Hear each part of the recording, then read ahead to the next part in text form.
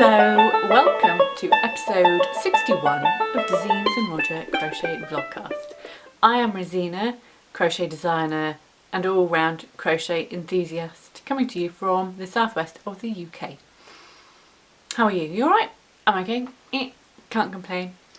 Although I haven't got any crochet to do. I can complain about that. I didn't think to do that. What can I work on? I don't know. I'll have a rummage around and then see what I can find. I would like to say thank you. Last episode I think I asked you about pricing and stuff, and I got a few comments about that in reply, and it seems the general consensus is the sort of line I was on anyway, and that is, well, I'm probably going to stick to the prices I've got because the majority come up as £4.80, and cheaper ones I've got, and then the other pricing option I do is £3.60. There are others that are different depending on how much I had to spend on a tech editor or how long they took and all of that jazz. But generally £3.60 or £4.80, and they're based on sort of the amount of work that has gone into each of those patterns, whether or not they've got all the charts and the tables and how long the pattern is and stuff. So I'm going to stick with that for now. It seems like that that's an average expected amount that a pattern should cost. So I'm not going to raise my prices because that just seems a bit silly really if they're already on par with other ones that are like that. Also, I'm not going to fanny about with Patreon tiers yet either, because on Monday I start my new job. And I don't know how much of an impact that's going to have on crochet workload. Probably quite a bit, especially for the first few months. If I was to introduce new tiers and then you guys are expecting loads of rewards and other stuff, then I'm probably going to run myself into the ground. So I'm going to give myself some time off from that. The Patreon is still a thing I've got. But there are no tiers, it's just the lowest thing. So you just, if you already like what I do, like with the free patterns and the podcast and all that stuff, then you can sort of, if you wanted to, support me by giving $2 a month or something like that. But also, likewise, you don't have to. With all that out of the way, let's talk crochet. I've found something to work on, but I probably will quit it in a minute because it's all tangled up in Incanto, which I'm still working on. I'm not going to talk about that today because there's no progress on it, not really, just a few rows here and there. I'll try and work on a new market bag as I chat away, but I might get distracted.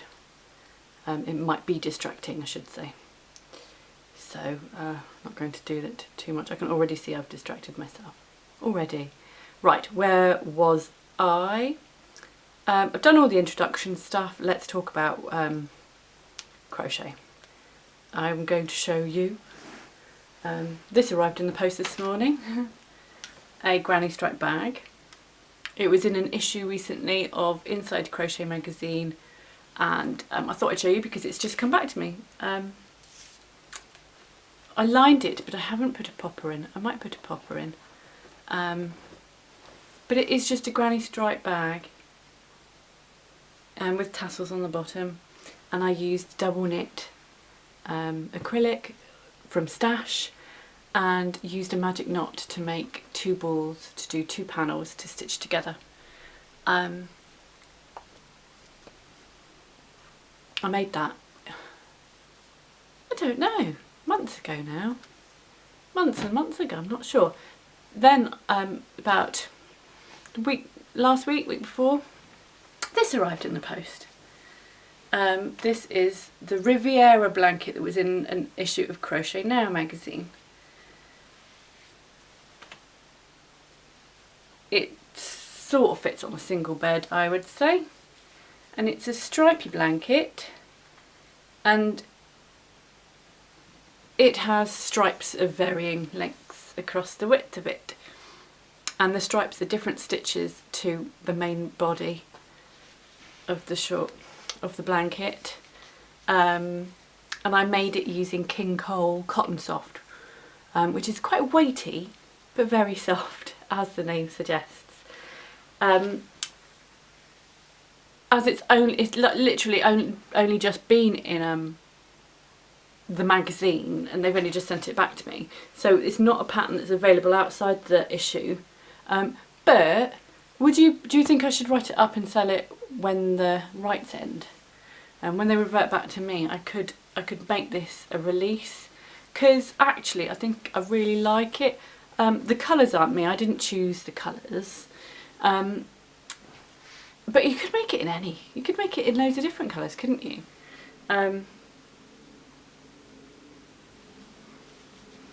But I thought I'd show you that because I always sort of say, oh my god, I've got loads of commissions on, blah blah blah, can't show you. These, when I say that I'm working on commissions, these are them, these are the ones that I'm working on. And so it's nice to be able to share them when I eventually get them back. Because I do most of the time get them back. Although the forager shawl, which I showed you last time or the time before, I'm not going to get back because I've given it away to one of the people that work at Inside Crochet magazine because they fell in love with it. And I was just like, yeah, sure, I've got enough shawls, I don't need any more shawls, I'll be alright. And I've released a pattern this morning. It's got 20% off until the 27th of October, and it's one of the £3.60 ones because I haven't paid for a tech editor. I've done editing myself. It's a test in itself because I don't often like to do that, but I think I've done it. I've like spent hours trying to make sure I'm absolutely 100% correct, so fingers crossed. It is a granny cowl. It's got two different sizes. That's the first size, but this is the one I've been working on the last since I last saw you, because I was in a bit of a poo mood, and so I treated myself to some new wool yarn, and I made myself a granny cowl.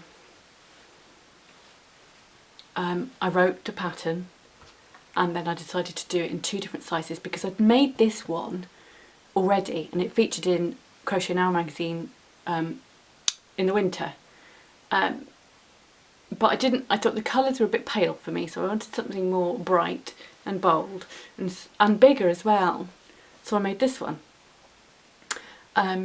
It's called All the Fun of the Fair. In the magazine I think it was called Fun at the Fair, which got me cross. It's a musical that I've never seen, but still it was important. The title was important, so it's not Fun at the Fair, it's All the Fun of the Fair. So I've added it to Ravelry as a separate new design because this one technically is. And the reason it's called All the Fun at the All the Fun of the Fair, oh god, All the Fun at the Fair, I can't remember myself now, is because the original inspiration was a big top circus tent. So it was supposed to be like the stripes of a circus tent, and my initial submission was actually bright, sort of red and more red and white stripes in it, with some other colours too, just to sort of make it a bit more colourful. Yeah, so that's why it's the fair, circus, blah blah blah.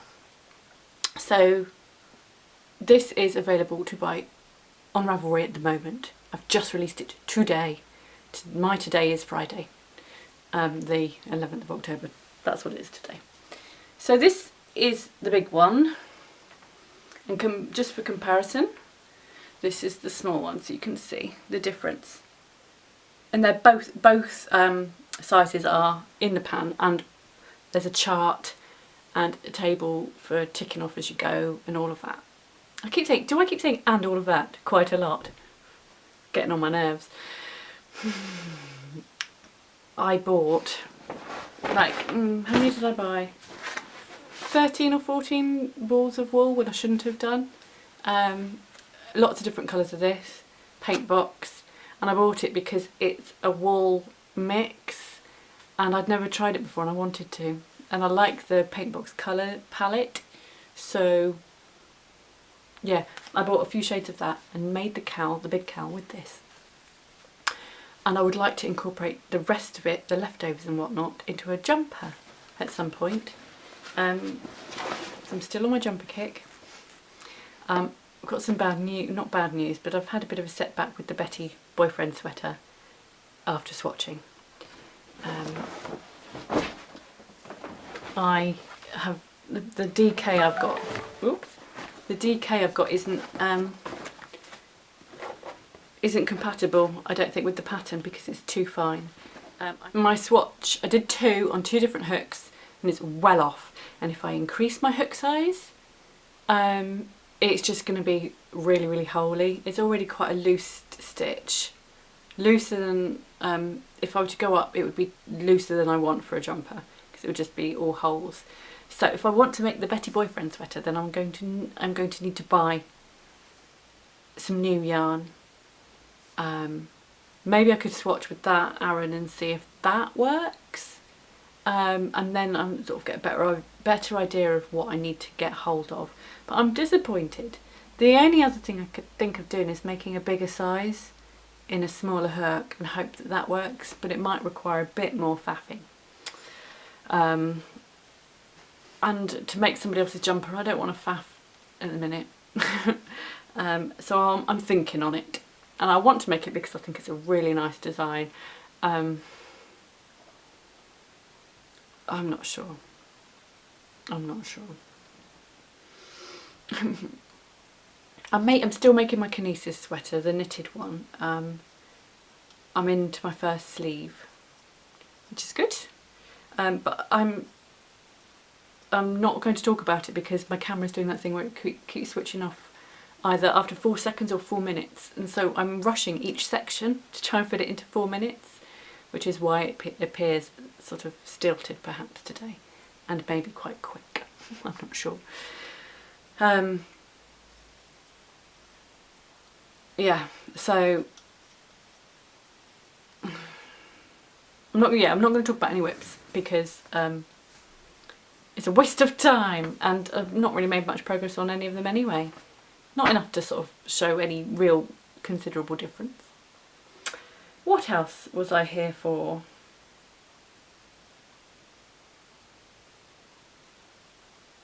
That's about it really, so it's not a great deal. I mean, as you can see, yes, I am making another market bag, but I've talked about these market bags like several times over the last 2 years, so I don't want to talk about it again, not really. Apart from I am using a slightly fatter yarn, so it might come up bigger. Don't know. But I do use my market bags all the time. And I know that 2 are missing currently, so hence another one. So I'm panicking because this is it's gonna switch off and then I'm gonna get all upset. I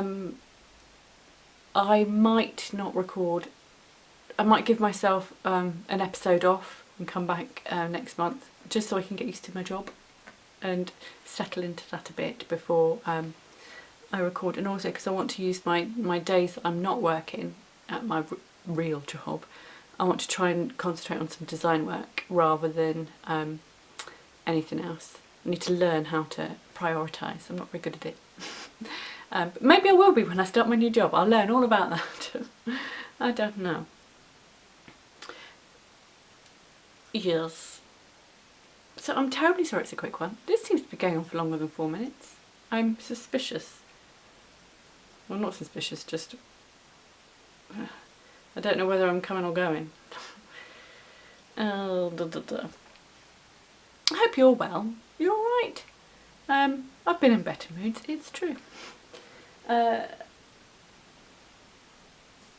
got another commission to do soon. I'm waiting for the wool for that, and I think it's going to be a nice one, which is a spring design, even though it's October and a bit grotty out there.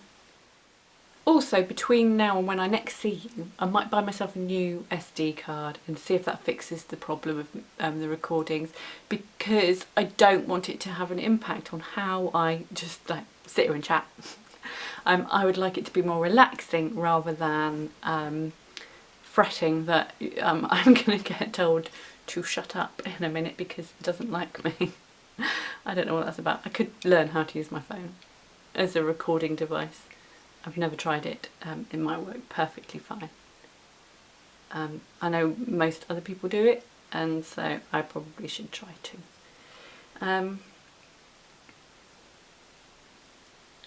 Beep, beep, beep.